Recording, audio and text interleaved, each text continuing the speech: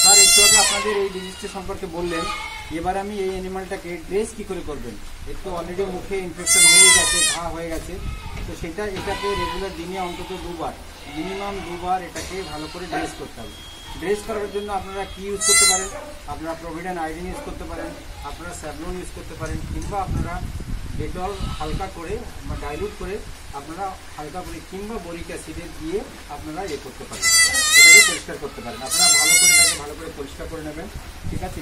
কিংবা পটাশিয়াম পারম্যাঙ্গানেটের জল দিয়ে আপনারা পটাশিয়াম পারম্যাঙ্গানেটের 1% পটাশিয়াম পারম্যাঙ্গানেট দিয়ে আপনারা ভালো করে এটাকে পরিষ্কার করে নেবেন, সুন্দর করে এটাকে পরিষ্কার করে নেবেন, ঠিক আছে। কারণ একদমই খেতে পারবে না, না হলে ধীরে ধীরে এর পুরো আপনাদের খুলে আমি দেখাচ্ছি, আপনাদের দেখতে পাবেন যে মুখের মধ্যে ঘা হয়ে গেছে। আপনারা ভালো করে দেখুন, এই মুখের মধ্যে পুরো ঘা হয়ে গেছে, ঠিক আছে। জিভের কাছে দেখুন আপনারা পুরো ঘা হয়ে গেছে। সুতরাং এই ঘা আস্তে আস্তে পুরো মুখটাতে পুরো ঘা হয়ে যাবে এবং একদমই খেতে পারবে না। সেই জন্য আমরা এটাকে ভালো করে দিয়ে ভালো করে এটাকে সুন্দর করে এটাকে পরিষ্কার করে দিলাম, ফ্রেশ উইং তৈরি করলাম, যাতে ওই যে নোংরাগুলো যেগুলো ছিল সেগুলো এটাকে পরিষ্কার হয়ে যাবে, ঠিক আছে।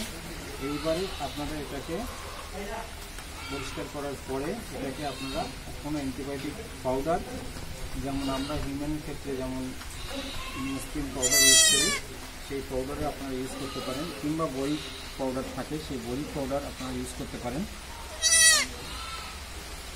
অন্য কোনো পাউডারও অ্যান্টিবায়োটিক পাউডারও আপনারা ইউজ করতে পারেন। আমার কাছে স্কিন পাউডার আছে, যেটাকে আপনি চুলোর মধ্যে হালকা করে নেবেন। এইভাবে আপনারা এটাকে হালকা করে এর উপরে আপনারা এইভাবে নিলেন,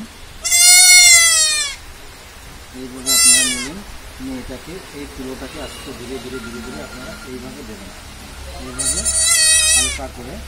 এইভাবে যেসব ইনফেক্টেড জায়গায় যেগুলোতে হয়ে গেছে, যেসব জায়গাগুলো ঘা হয়ে গেছে, আপনারা সেই জায়গাগুলোতে ভালো করে আপনাদেরকে দিতে হবে।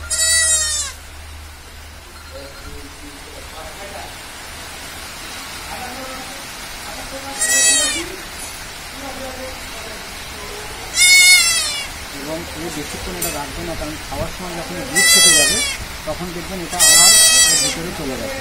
সেই জন্য মিনিমাম দিনে 2 থেকে 3 বার এটাকে ভালো করে সুন্দর করে ড্রেস করতে হবে, না হলে এই বাচ্চাকে আস্তে আস্তে দুর্বল হয়ে যাবে। অলরেডি এই বাচ্চা দেখুন খুব দুর্বল হয়ে গেছে, কারণ এই খাওয়ার যে প্রবলেম, মুখে টানতে পারবে না, কারণ মুখে ঘায়ের জন্য ব্যথার জন্য টানতে পারবে না। সেই জন্য এইভাবে আমরা প্রত্যেকদিন সুন্দর করে দিনে 2 থেকে 3 বার ড্রেস করবো।